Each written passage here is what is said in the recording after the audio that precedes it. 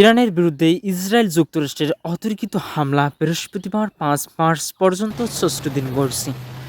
ইতিমধ্যে দেশ দুটির যৌথ হামলায় ইরানের সর্বোচ্চ নেতা আয়াতুল্লাহ আলী খামেনি সহ তেহরানের বহু শীর্ষ কর্মকর্তা ও কমান্ডার নিহত হয়েছেন বলে জানায় কাতার ভিত্তিক সংবাদ মাধ্যম আল জাজিরার লাইভ প্রতিবেদনে বলা হয়েছে, ইরানে নিহতের সংখ্যা ১,০০০ ছাড়িয়েছে।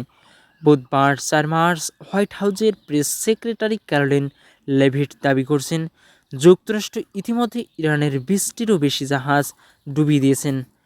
সেই সঙ্গে ৪৯ জন ইরানি শীর্ষ কর্মকর্তাকে হত্যা করেছেন। দেশটিতে ২,০০০-এর বেশি স্থাপনায় হামলা চালানো হয়েছে বলে দাবি ক্যারোলিনের। তিনি বলেছেন, যুক্তরাষ্ট্র তাদের অসাধারণ অভিযানে ইরানের পুরো আকাশসীমা নিয়ন্ত্রণের দিকে এগিয়ে নিয়ে যাচ্ছেন। বুধবার হোয়াইট হাউস জানিয়েছেন, ইরানি শাসন ব্যবস্থা একেবারে চূর্ণ বিচ্ছিন্ন হয়ে গেছে।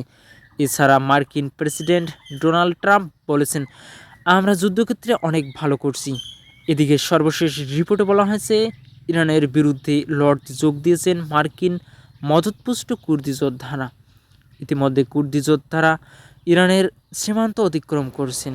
তারা দেশটির বাহিনীর বিরুদ্ধে স্থল অভিযান শুরু করছে। মার্কিন ও ইসরায়েলি কর্মকর্তারা এই তথ্য নিশ্চিত করেছেন। পলাশ রায়, সমবালা নিউজ।